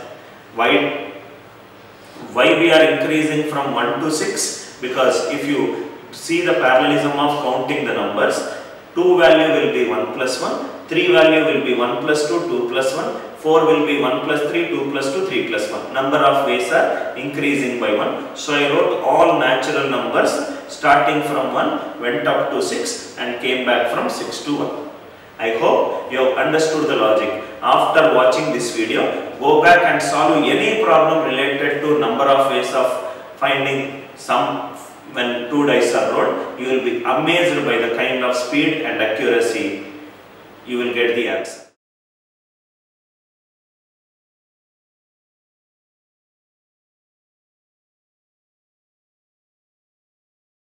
Hi all, my name is Anil Nair. In this video, I am going to discuss one of the very innovative approaches of how to find the sum of 3 dice.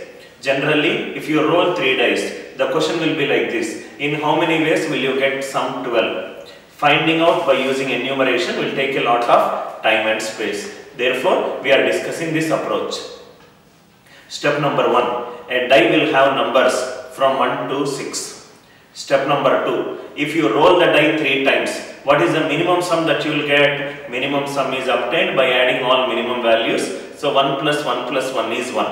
Maximum sum is obtained by adding maximum value present in the die, which is 6 plus 6 plus 6. So minimum is 3, maximum is 18. You will get all the integer values from 3 to 18. That is 3, 4, 5, 6 and so on up to 16, 17, 18.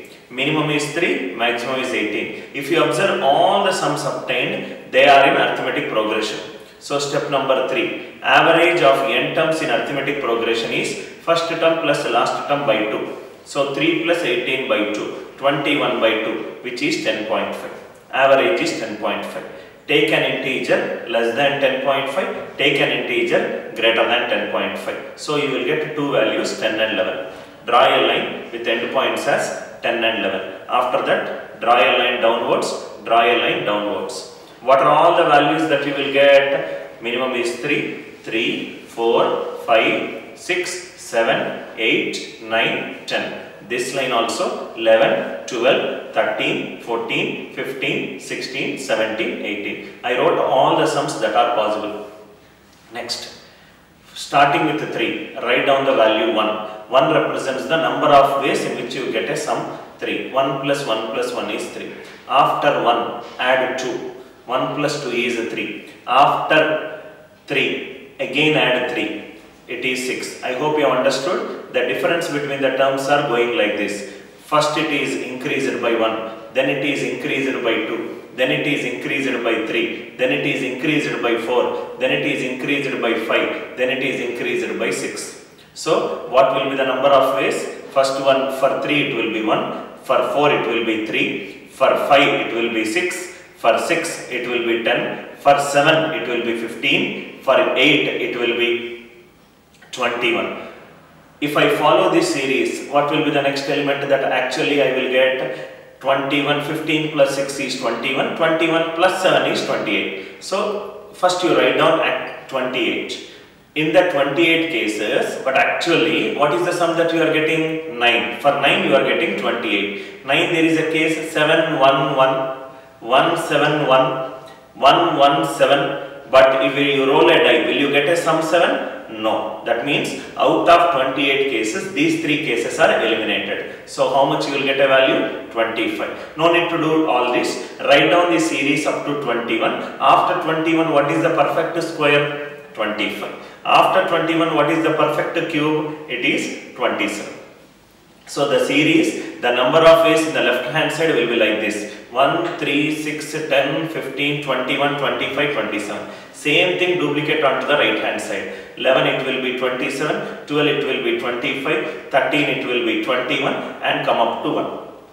These are the number of ways. You can cross check whether these ways are right or wrong by taking some random example. If I roll 3 dice, I have to get sum 5. To get sum 5, what are the cases? 1 plus 1 plus 3, 1 plus 3 plus 1, 3 plus 1 plus 1, 1 plus 2 plus 2, 2 plus 1 plus 2, 2 plus 2 plus 1, which is 6, which is written there. So after understanding this diagram, now let us find out the question. Probability of getting a sum 10. Probability is total number of favorable cases by total number of cases. Total number of favorable cases for 10. What is the value? 27. Number of ways will be first day any of the 6, second day any of the 6, third day any of the 6. 6 into 6 into 6. So answer will be 27 by 260.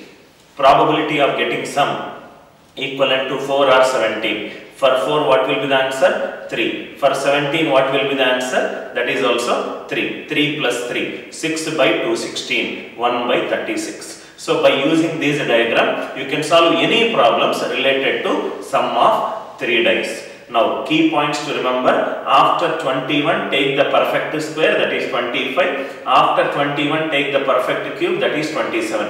Why a line is drawn? Because if you roll 3 dice you will not get 10.5. I took an integer less than 10.5. I took an integer greater than 10.5. Keep watching Anil Nair Classes YouTube channel to solve aptitude problems through a cube you have never viewed before.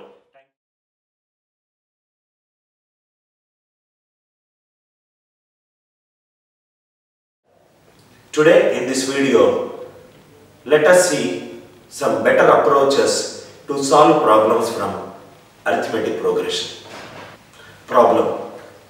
Find the sum of 25 terms for the sequence 63, 55, 47 and so on.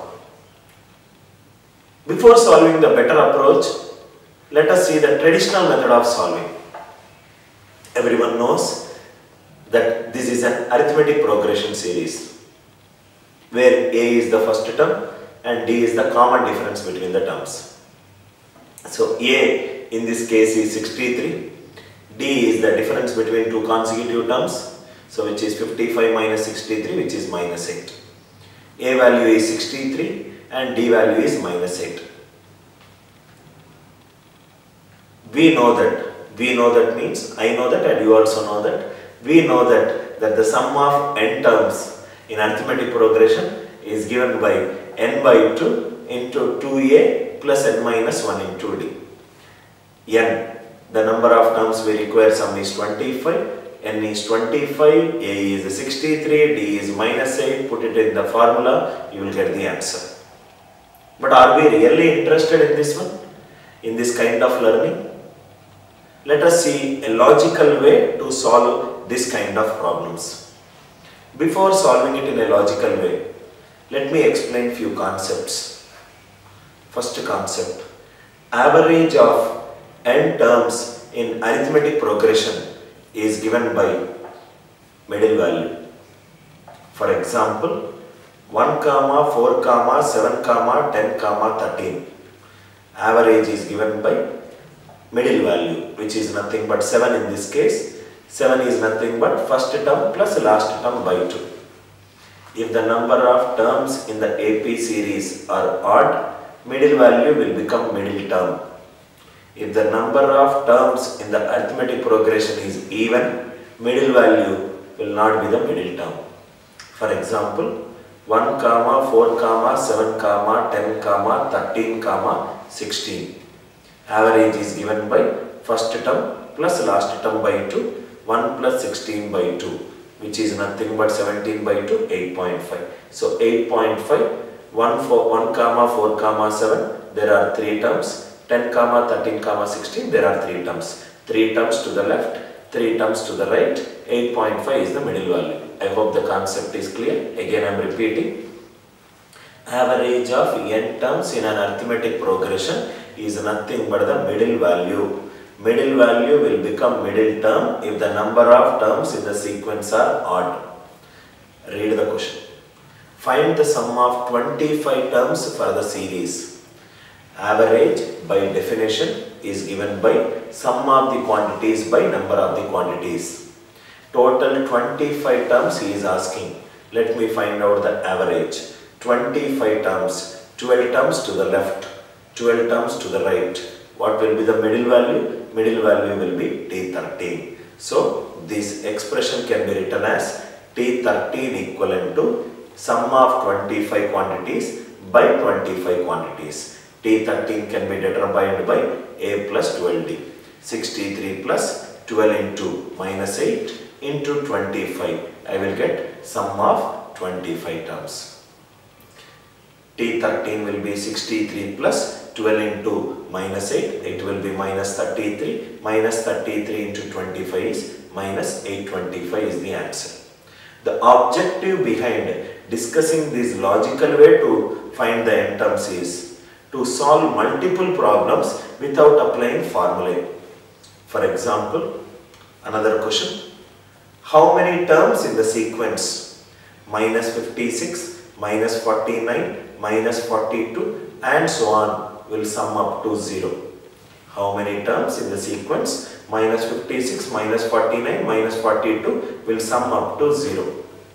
No need to use T, N or Sn formulas. Let us read the question again and solve it in a logical way. Series is given as minus 56, minus 49, minus 42 and so on. Minus 56 is 7 into minus 8. Minus 49 is 7 into minus 7.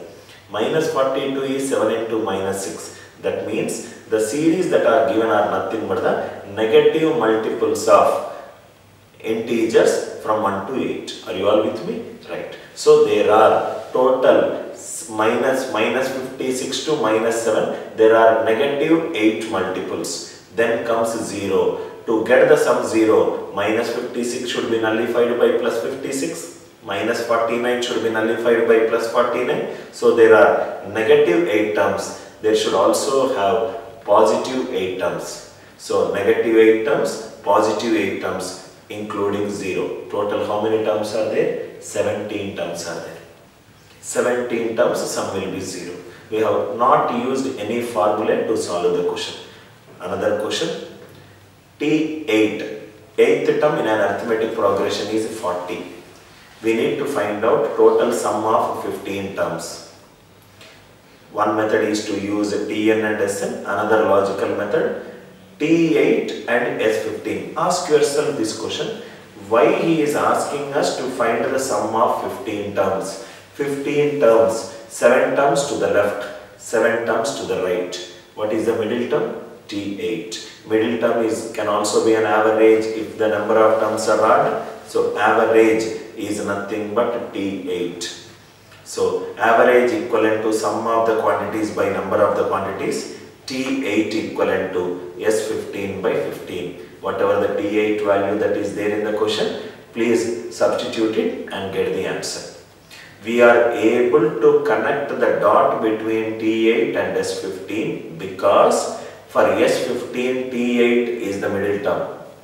If he asks us to find out S22, answer will be cannot be determined because we don't know what is A value and D value. Learnings from this video. First one, average of n terms in an arithmetic progression is middle value, which is nothing but first term plus last term by 2. If Tn is given, Sk can also be determined if Tn is the middle term for Sn. Number 3, no need to use formulae when you can solve the problems in the most logical way. Remember, all the people who are watching this video, formulae is derived from the logic. Logic is not derived from the formulae.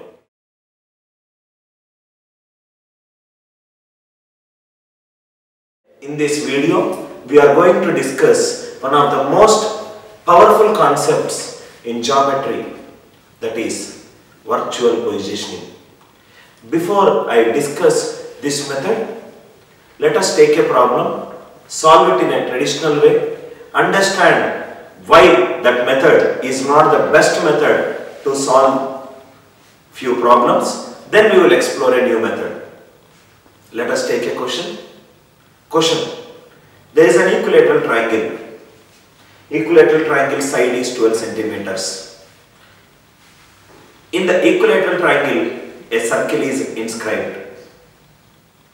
In that circle, another equilateral triangle is inscribed.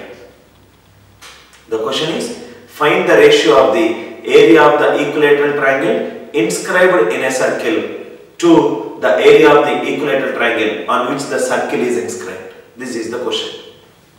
Generally, most of the students will try to solve this question like this. There is a triangle, inside there is a circle that is inscribed. So if there is any circle which touches the sides of a triangle, it is considered to be an in circle. So we will find out the in radius of an equilateral triangle. In radius of an equilateral triangle, we will find it out. Then in that circle, another equilateral triangle is inscribed. So for the inside equilateral triangle, that circle which touches all the vertices of a triangle, so that circle will become the circumcircle for the equilateral triangle inscribed in it. Again, we will use the concept of a circumradius. So we know the formula for in radius of an equilateral triangle, and we also know the formula for a circumradius of an equilateral triangle. Then by using this small r and capital R, we will find the ratio of the area of the equilateral triangle. This is how students will solve this problem. But if you think for a minute, this question can be solved without using pen on the paper. Let us explore that concept. Before exploring virtual positioning concept, one important observation. Suppose if I take this water bottle. This water bottle has got some volume. Suppose if I shift this water bottle from this point in a plane to this point in a plane, will the volume of the water bottle change?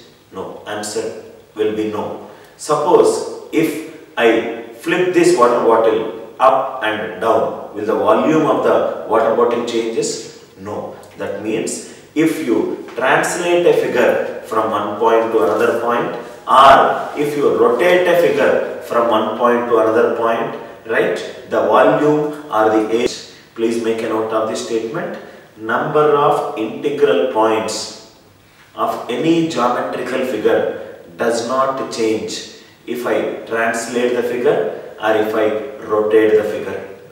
The area of the figure will also not change if I translate the figure or if I rotate the figure. But the value of the integral points will change if I shift from one point to another point, that is x equivalent to x plus x dash, y equivalent to y plus y dash. If I rotate the figure, the final rotation figure points will become x cos theta minus y sin theta for x, y will be x sin theta plus y cos theta.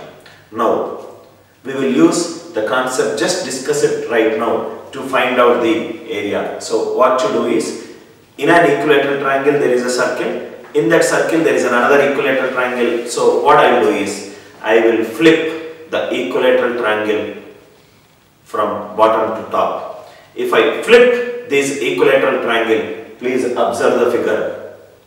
There are total 4 triangles that are formed. 4 triangles that are formed, and these 4 triangles are similar by nature. Why they are similar by nature? Because in an equilateral triangle, every angle will be 60, 60, 60. Outside triangle is 60, 60, 60. Tangents drawn from an external point are also equal. So if this is, if one side if it is 60, other two will also become 60, 60. Similarly here 60, 60, 60, 60. Inside it is an equilateral triangle, that is also 60, 60, 60. Henceforth, there are 4 equilateral triangles. We require the area of the smaller triangle to the total area. Answer will be 1:4. This is how you should think to solve problems in geometry.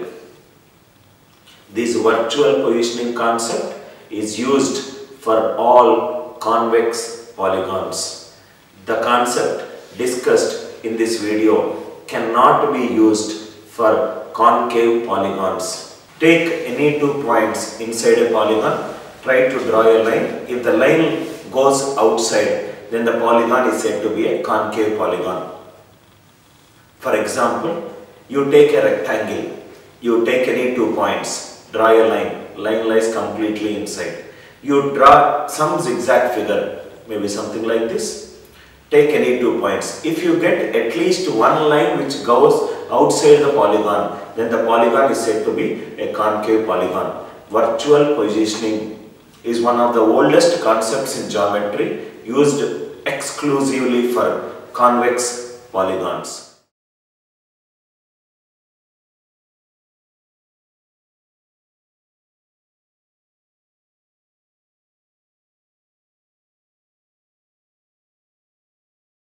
Hi all, my name is Anil Nair. In this video, I am going to help you out in solving few questions by making use of answer options. In your examinations, not all the questions you should solve the traditional method, and not all the questions can be solved by using answer options.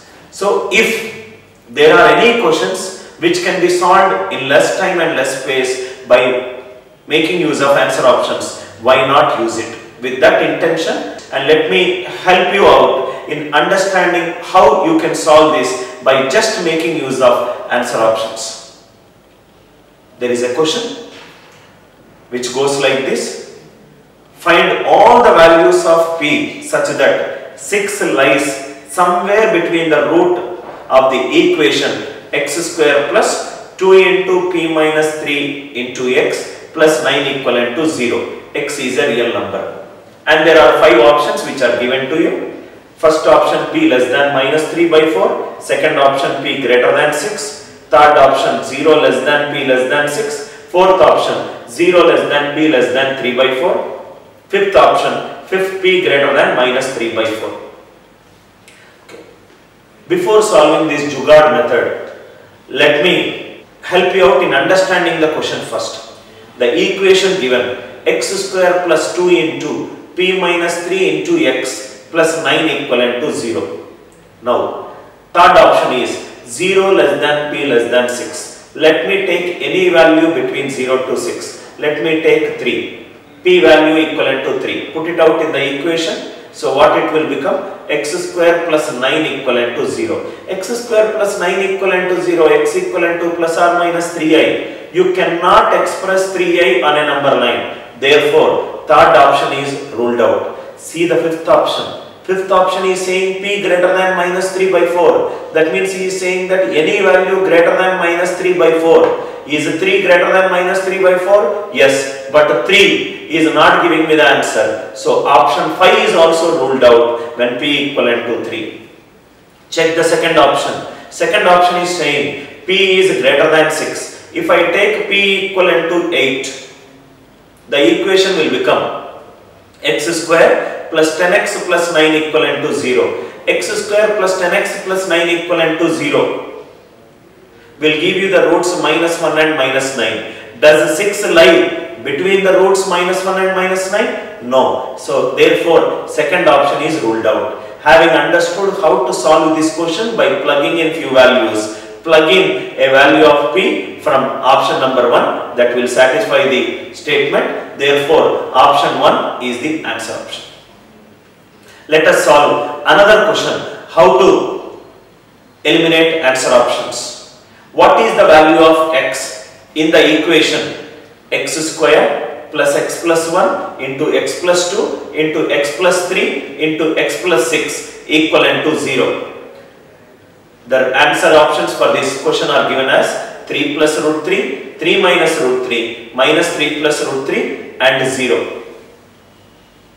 The students who are extremely good in mathematics will open up that x plus 1 into x plus 2 into x plus 3 into x plus 6 equivalent to 0 and we will solve it by using a polynomial equation method. Stop for 1 minute. Observe the options. Observe the options. Options are 3 plus root 3, 3 minus root 3, minus 3 plus root 3, 0. 0 cannot be the answer for the question because in the left hand side there are constants. If you substitute it, 0 plus 0 plus 1, 0 plus 2, 0 plus 3, 0 plus 6. Is 36 equivalent to 0? No. So, 0 cannot be the option. Think for a moment. For the quadratic equation, ax square plus bx plus c equivalent to 0. If one root is p plus root q, another root will be p minus root q when a, b, c are rational number. That means, if the option is 3 plus root 3 is one root, then 3 minus root 3 will also be another root. But there is no option stating that 3 plus root 3 and 3 minus root 3 both can be root. That means if third is the option, first can also be the option. But there is no option which states 1 and 3. So 1, 3 and 4. These 3 can be eliminated. Therefore second option is the right answer. This kind of approach will not help you out to solve all the questions in the examination. But few questions, around 10% of the questions on an average can be solved effectively by making use of answer options. This kind of method will be useful especially in algebra related questions and sometimes in number system and arithmetic related questions. Thank you for watching this video. Disclaimer, don't use this method across all the problems. Sometimes it may work, sometimes it may not work. It all depends on the merit of the question. Thank you very much. Because of time constraints, I am just discussing a 10% of the concepts which I actually discuss in our comprehensive program, and what you are seeing is just nothing but a tip of an iceberg. Mother Teresa said, if you cannot take care of the child, please give it to me I will take care of the child. I wish to rephrase it for you. If you don't know how to take care of your dreams, surrender yourself to that one person who has got some astounding exponential results in the past and who knows how to convert that ordinary stone into statue. I wish to close this workshop by saying one quote which is very, very close to my heart. The quote goes like this: if you think you can, you can. If you think you can't, you can't. Either ways, you are right. You can come to today's workshop with two belief systems, one belief system. Let me see who Anil Nair is. Let me see who is that person whom world is talking about.